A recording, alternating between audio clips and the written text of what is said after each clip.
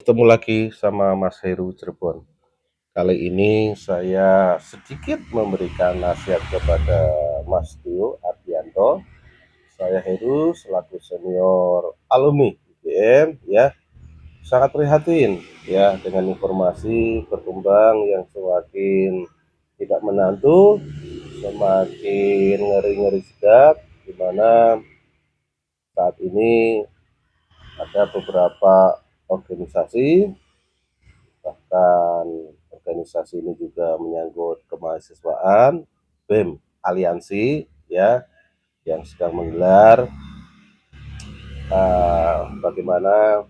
mereka memandang Mas Tio dan mobil Fortunernya, dan diduga ada pihak-pihak keterlibatan yang tentunya ini berhubungan erat dengan agenda-agenda politik praktis. Jadi Mas Tio ya, saya tadinya juga sangat salut, sangat mendukung dan memberikan apresiasi setinggi-tingginya kepada Mas Tio akan keberanian dan tentunya tindakan-tindakan serta agenda-agenda beserta aktivitasnya dalam menjalankan visi misi besar ya, sama berkaitan negara berbangsa dan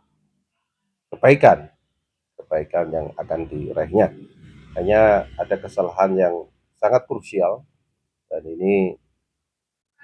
tentunya menjadi keprihatinan semua pihak ketika Mas Tio membeberkan sebuah kasus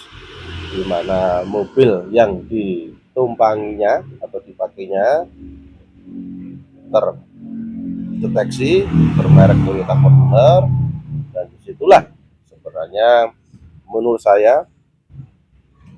ada penjelasan yang kurang ketika Mas Tio harus membeberkan bahwa mobil Mas Tio yang dipakainya sudah terpasang seperangkat alat pelacak atau seperti GPS. Permasalahannya bukan bagaimana Mas Tio menganggap peristiwa pemasangan GPS ini sangat berbahaya atau penting untuk diungkapkan ke publik dan publik mengetahuinya hingga mendapatkan simpati dan dukungannya, tapi secara etik dan moral tentunya harusnya dipikirkan dalam penyampaian informasi berkaitan risiko atau bisa kita katakan mitigasi yang nantinya akan menunjuk kepada diri Mas Tio sendiri. Dan ini benar adanya ketika Mas Tio membeberkan, mendemonstrasikan, dan menunjukkan di mana pemasangan GPS atau alat pelacak itu berada di mobil Fortuner. Kesalahannya hanya bagaimana Mas Tio dari awal tidak membeberkan secara jelas dan rinci bahwasanya mobil tersebut adalah pinjaman dari seseorang dan tentunya dipakai untuk transportasi demi keamanannya dari hal-hal yang negatif tentunya. Dan ini tragis sekali ketika banyak pihak mengkuliti bagaimana posisi Mas Tio dan mobil Fortuner ini yang semula mungkin tidak terungkap atau tidak dikomunikasikan secara jelas, pada akhirnya saat ini berkembang liar, sangat liar sekali. Dan tentunya Mas Tio ya ya harus berani di depan publik dan tentunya menjelaskan bahwa mobil itu betul untuk operasional yang dipinjamkan untuk mobilitas, aktivitas, dan agenda-agendanya tentunya berkaitan masalah perlawanannya terhadap rezim Prabowo Gibran ini. Dan itu pun menurut saya tidak salah, karena di alam demokrasi ini hal-hal yang berbeda sesungguhnya dilindungi oleh undang-undang atau konstitusi. Tapi yang jauh lebih penting, karena di sini ada fenomena yang kontradiktif yang diketahui masyarakat ketika Mas Tio ngomong bahwa kuliahnya aja dibiayai oleh beasiswa dan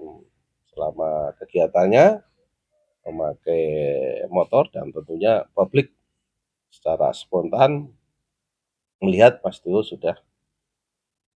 memakai Fortuner atau bahkan ada yang menduga membeli mobil Fortuner dipinjamin atau mendapatkan fasilitas dari pihak yang konon juga mempunyai kepentingan atau afiliasi politik tertentu. Ini yang menjadi koreksi dan catatan saya sebagai senior Mas Tio untuk kedepannya lebih memperhatikan ya dalam komunikasi politik harus tepat, cermat, akurat dan juga ramah terhadap lingkungan Mas Tio dan tentunya lingkungan sekitar. Selamat berjuang untuk Mas Tio, tetap semangat, tetap dalam koridor ya, cari keadilan, cari kebenaran, tegakkan ya hukum, tegakkan kemandirian NKRI dan apabila memang Mas Tio menginginkan Panji Maju Revolusi, silakan berikan argumentasi, ajak masyarakat untuk berdialog dan beri pembenaran sebetulnya jika revolusi itu memang menjadi kebutuhan unsur masyarakat Indonesia. Terima kasih.